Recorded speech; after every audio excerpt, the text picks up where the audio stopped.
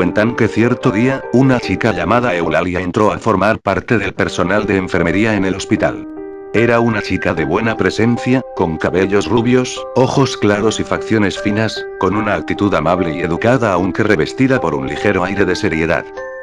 Desde sus primeros días en la institución médica, Eulalia demostró gran profesionalismo y diligencia, mostrándose siempre solícita con el personal médico y con los pobres enfermos, hacia los cuales profesaba una dedicación que a veces iba más allá del mero deber.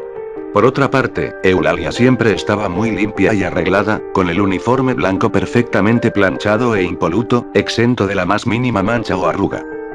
Como era de esperarse, Eulalia se granjeó rápidamente el aprecio de los médicos, a la par que, gracias a su natural simpatía, logró verse libre de inspirar envidia en sus compañeras y compañeros de enfermería.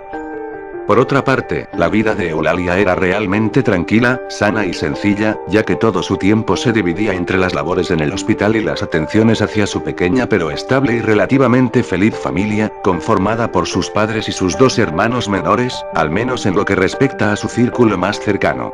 Por ello, los días habituales de Eulalia consistían en trabajar en el hospital, llegar a casa con una sonrisa, comer con todos, dormir un rato, despertar y pasar sus horas siguientes en tareas domésticas que compartía con su madre, en jugar con sus hermanos o en la lectura.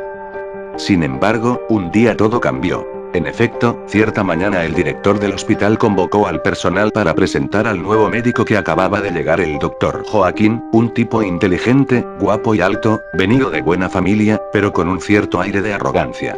Todas las demás enfermeras y casi todos los enfermeros fueron, pero Eulalia se quedó atendiendo a un paciente.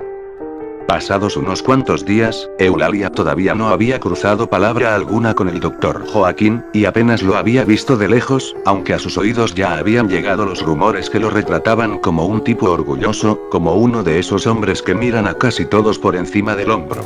Eso hacía que ella no tuviera muchos deseos de conocerlo, pero un día la convocaron para que lo ayudase con la extracción de una bala en la pierna de un paciente.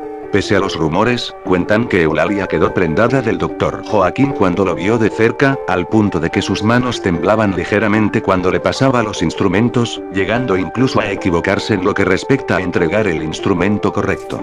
Después de ese primer encuentro, Eulalia empezó a enamorarse apasionadamente del doctor Joaquín, a pesar de que le decían que no le convenía, que el tipo era un egocéntrico y que coqueteaba con una y otra enfermera. No obstante, ella siguió en su afán, diciéndose que sus compañeras estaban exagerando o simplemente justificando a Joaquín cuando no podía dudar de tales o cuales críticas que sobre él se cernían. De ese modo, pasados algunos meses ella consiguió su propósito y el doctor Joaquín cedió a sus encantos, aceptando ser su novio. Durante un largo tiempo Eulalia se sentía la criatura más dichosa del mundo, y su pasión crecía como un incendio a pesar de que Joaquín no parecía amarla con la misma intensidad e incluso, según las malas lenguas, coqueteaba con otras chicas a espaldas de ella. Tras poco más de un año de noviazgo, Eulalia se sorprendió cuando cierto día Joaquín le propuso matrimonio, a lo cual ella accedió con el cándido entusiasmo de una quinceañera enamorada. Sin embargo, era necesario esperar para la boda, ya que antes Joaquín debía irse a un seminario de 15 días en otra ciudad. Antes de irse él le pidió que le planchara y preparara un fino traje, ya que debía estar impecable y elegante en el seminario. Entonces ella aceptó y, justo un día antes del viaje, él fue a recoger el traje y a visitarla, hablando tendidamente con ella y despidiéndose entre abrazos, besos y promesas de amor eterno. Tan solo una semana tras la partida de Joaquín, Eulalia ya lo extrañaba como si hubiese estado ausente varios meses, por lo que a veces adoptaba una actitud de melancólica nostalgia. Paralelamente, justo después de una semana cumplida desde el último día en que vio a Joaquín, un enfermero la abordó cuando estaba sola, le declaró su amor y le pidió que por favor lo acompañara a una fiesta como su pareja de baile, pero ella se negó y le dijo que si acaso no recordaba que el doctor Joaquín y ella tenían una relación. Asombrado y algo herido, el enfermero la miró y le dijo que no entendía cómo es que nadie le había contado que Joaquín renunció en el hospital y se fue a un viaje de luna de miel con su nueva esposa. Las palabras del enfermero habían dejado completamente helada a Eulalia, con esa mezcla de dolor y consternación que alguien siente cuando inesperadamente le informan que su madre o alguien muy querido han muerto, aunque con la enorme y gran diferencia de que en la mirada de Eulalia latía la decepción. Por eso ella no acertó a decir nada, y solo agachó la cabeza y se fue, caminando con la leve esperanza de que aquello fuese un invento del enfermero para salir con ella. Pero a la mañana siguiente fue y averiguó en los registros, y efectivamente Joaquín había renunciado, por lo cual era lógico asumir que lo de la luna de miel era también cierto, tal y como decían muchas más personas además del enfermero. Desde su decepción amorosa, Eulalia jamás volvió a ser la misma. Nunca había tenido un novio antes, y solo le había gustado uno que otro chico durante su adolescencia, siendo con Joaquín con quien supo lo que realmente era el amor.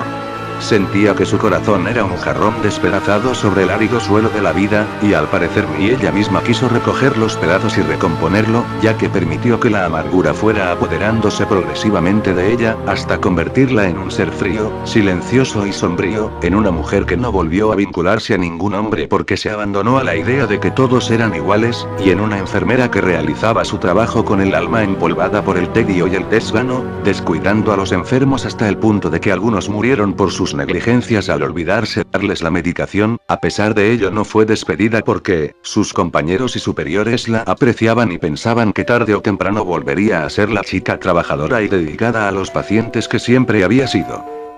Pasaron así los años y un día la enfermedad cayó sobre ella, transformándola en una paciente más del hospital donde por décadas fue indiferente hacia el malestar de los enfermos que tan mal atendía.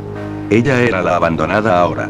Sin embargo, en lo profundo de su soledad, la reflexión le ablandó el corazón y, antes de morir, se arrepintió de haber sido tan mal enfermera, falleciendo sin poder perdonarse a sí misma, y con el anhelo de enmendar de alguna forma sus errores pasados. Tras la muerte de Eulalia, en el hospital comenzaron a surgir testimonios de gente que era atendida por una amable enfermera que no parecía pertenecer al personal del hospital. Una chica joven con la ropa impecable, perfectamente planchada, tal y como la llevaba Eulalia en vida. Normalmente los testimonios eran confusos porque solía atender a los enfermos cuando dormían, se encontraban sedados o estaban muy graves. En cierta ocasión, una de las enfermeras que trabajaban de noche se quedó dormida en su turno. Su negligencia le podría haber costado la vida a un paciente que necesitaba una importante medicación para tratar una fuerte infección que hacía peligrar su vida. El hombre, semi-inconsciente, observó como una enfermera, a la cual no pudo reconocer porque tenía el rostro ligeramente borroso y como desdibujado, le suministró el antibiótico necesario y, mientras lo arropaba, le dedicó una caricia en el pelo. Un par de horas después, la enfermera que se había dormido en su turno se despertó sobresaltada y, acordándose de lo importante que era suministrarle la medicación al señor, salió corriendo hacia su habitación, temiéndose lo peor. Al llegar allí se encontró que, el goteo que mezclaba el antibiótico con el suero, estaba perfectamente colocado y la dosis era la correcta. Aún asustada, le preguntó al paciente quién le había puesto la medicación. La respuesta la dejó helada. Su compañera rubia, la que tiene la bata sin una sola arruga. Esta fue una de las cientos de veces que la planchada atendió a alguien que necesitaba la ayuda médica o que había sido descuidado por las otras enfermeras. Pocos son los que la recuerdan, ya que siempre atiende a personas graves o cuando están medio dormidas. Ninguno puede recordar su rostro con claridad, ya que, casi siempre que se ha dejado ver, lo ha hecho con su cara ladeada o de espaldas.